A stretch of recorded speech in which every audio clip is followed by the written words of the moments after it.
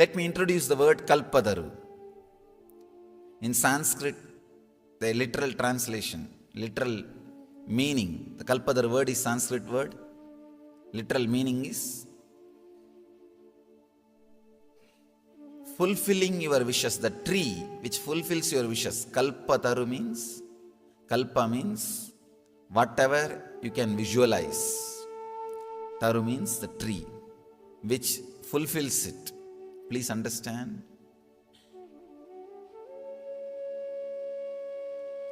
Fulfilling does not mean giving. There is a subtle difference. Many times, giving does not gives you fulfillment. If your desire is given, what you asked is given, the fulfillment doesn't happen. What for you asked, if that is provided, only then fulfillment happens. There is a subtle difference between what you ask and what for you ask. Many times, we achieve what we ask, but what for we ask is never achieved. I have seen people going through the depression of success. They achieve what they want: house, car, bank balance, relationship. They achieve all that. But what for they want to achieve, that they are not able to achieve. Whenever you wish for something, you always have a feeling, if I achieve this, I'll be settled. If I achieve this, I'll be settled. But after achieving that object, suddenly you realize you are not settled. You are not fulfilled. That's what I call depression of success. I've seen so many people, before achieving something, they think if I achieve that, I'll be completely fulfilled and settled.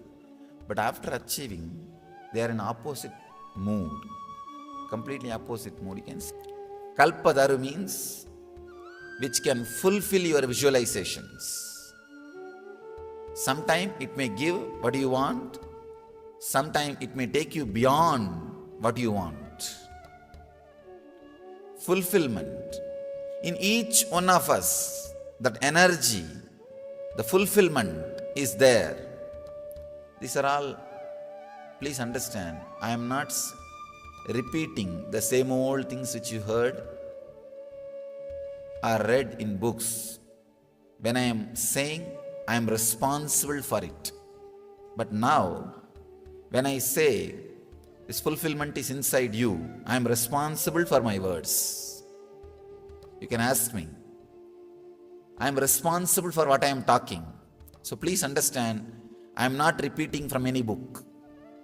I am not repeating from any theory. Whatever you listen from me, I am responsible for it. You can very clearly understand, I am responsible for what I am talking. The fulfillment is inside you. It is there. And we have experienced. Even now, rarely we experience. One big problem is, human beings when they walk, they leave their footprint. The birds don't leave their footprint. Same way, suffering leaves samskara, engram, memory in you. But fulfillment, which you experience in your life, rarely doesn't leave footprint, doesn't leave any memory inside you. That is why you don't remember the moments when you experienced fulfillment. But you can always recall the moments which you experienced suffering. The painful moments you can always recall and remember, recollect, cherish. That's what we are doing whole day. Whole day we are doing that only. Constantly we bring our past back. Actually, if you have any problem directly, any pain, suffering, we are very comfortable with the present moment. We think, oh, life is going as it should be. If nothing is there, if everything goes well, we feel empty and lonely. First thing, oh, if everything is going smooth today, tomorrow it is going to be a very bad day. That's our mind. Then, even if that is not satisfying, we bring all the old memories. See what happened to me a few days before. That shouldn't have happened. This shouldn't have happened. We cherish. In a way, we are habituated to cherish suffering. We are habituated to cherish pains. We are trained, we are enjoying. If they are not there, we are missing something. We feel lonely. They become our company. Fulfillment does not leave imprint, does not leave engram in us. It is a gap. First truth, whatever you may seek, you are behind fulfillment, directly or indirectly. Second thing, this is an important truth. Through objects, the fulfillment is never achieved. This is the second truth. All of you know. I don't need to give any explanation or any examples. All your lives are living examples for this truth. Just through objects, fulfillment is never achieved. If just through objects fulfillment is achieved, then in the whole world at least few should have achieved. There are so many people who achieved the status through money. Whatever can be bought, they have. They can have. Either they have or they can have. Through money, whatever can be achieved, either they have or they can have. At least that kind of people should have achieved fulfillment. It's not there. Means just through objects, fulfillment is not achieved. That is, you are a living example for that truth. Almost everyone is living example for that truth. I want to share my experience, the third truth. When you travel towards fulfillment directly, when you seek fulfillment directly, please understand, it may look little illogical, but I am sharing the straight truth, my experience with you. When you seek the fulfillment directly, suddenly the energy which is overflowing in you, all the objects which you are seeking starts traveling towards you. That's what I say. That's why I say bliss attracts fortune.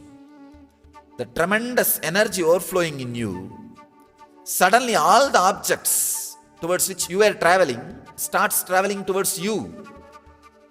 You start attracting different energy towards your life.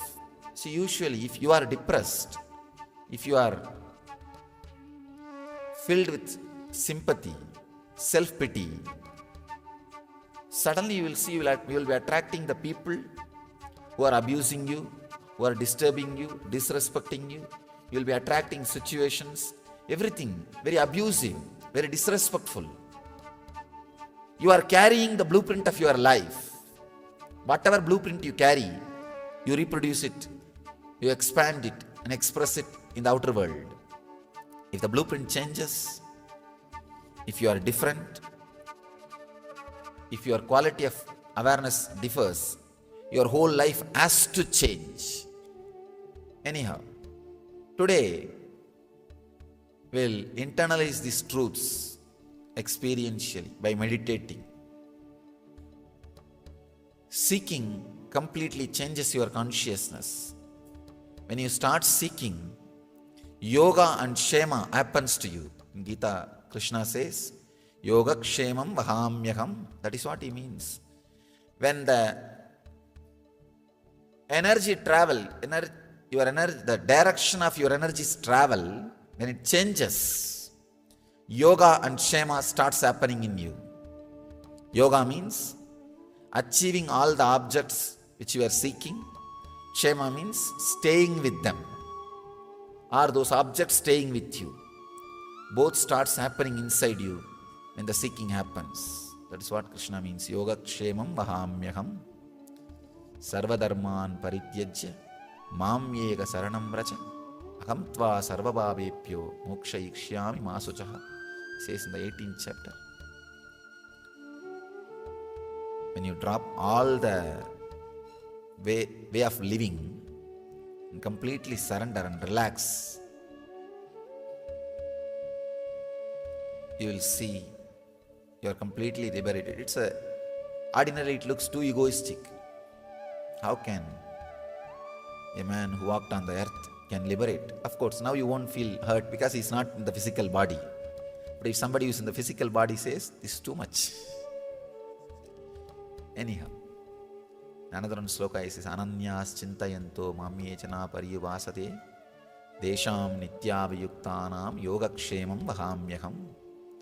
Understand, when I repeat these two statements, I am responsible for it. I may be repeating, but I am responsible for both statements. When he says, Ananyas Chintayanto Mamyechana Pariyuvasate Desham Nityavayuktanam Yogakshemam Vahamyaham, by relaxing from everything else, if you are centered on me, when he says Krishna on me, it's not just 6-foot form, seeking. A deep seeking of higher consciousness. When you turn towards higher consciousness, the seeking, Yogakshemam Vahamyaham, he says, your needs, fulfillment is taken care by me. Please understand, it's truth. I have seen this truth not only in my life, thousands and thousands of my devotees and disciples' life who are seekers. When they turn towards seeking, the whole energy of the life becomes different. So these are the few truths I wanted you to remember. First thing, whatever you are seeking in your life, if you think wealth or love or relationship or anything you may seek, you are seeking fulfillment. Maybe indirectly, but you are seeking fulfillment. Second thing, through objects, fulfillment is not achieved. Third thing, when you seek the fulfillment directly, objects run behind you. World and the objects are just like the shadow.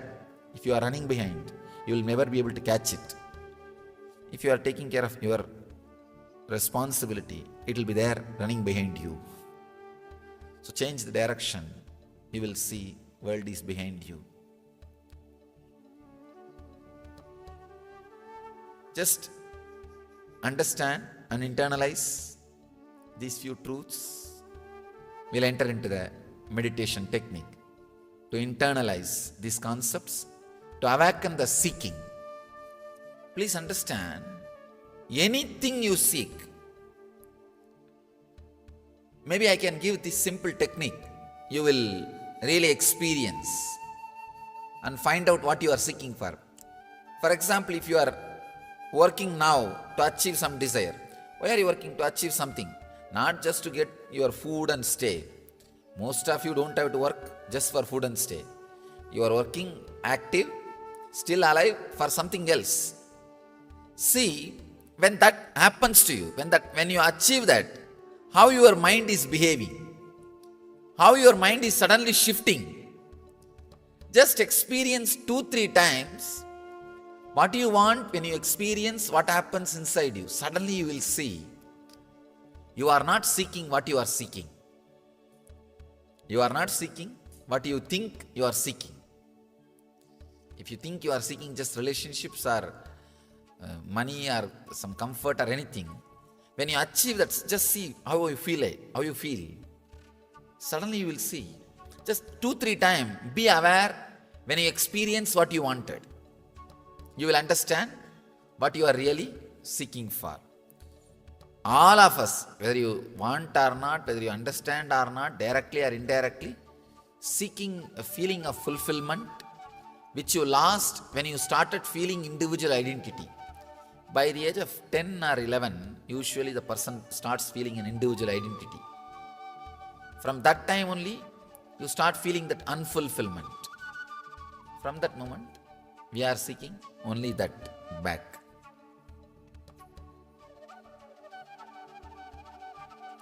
So many times I see the same kind of disturbing situations come in my life. Means you are carrying the blueprint of that. Straight away you are responsible. Nobody else is responsible. If it's an accident, even for accident, we are only responsible. To tell you honestly, even for accident, we attract accidents. Please understand, I am not insensitive towards your suffering. I am not talking irresponsibly. I am talking responsibly. Even your accidents, you are attracting. You may say, how can it be Swamiji? I was driving in the right lane, that fellow came and dashed. How can you say that I am attracting? So, as you say, so many times I see the same kind of disturbing situations to come in my life. We are responsible. Change the blueprint. It may take little time and energy, but you have to. It's just like if you become overweight, if you put on weight, you work for 6 months to reduce and bring it to balance. Same way, you accumulated too much of samskara, too much of engrams. So work for 6 months, take it as a project. That's all. But the problem is weight everybody can see. So you feel compelled to reduce. The engrams nobody can see. So you think, oh, I am okay. I am comfortable. It's okay. That's the only problem. But take it as a project. That's the only way.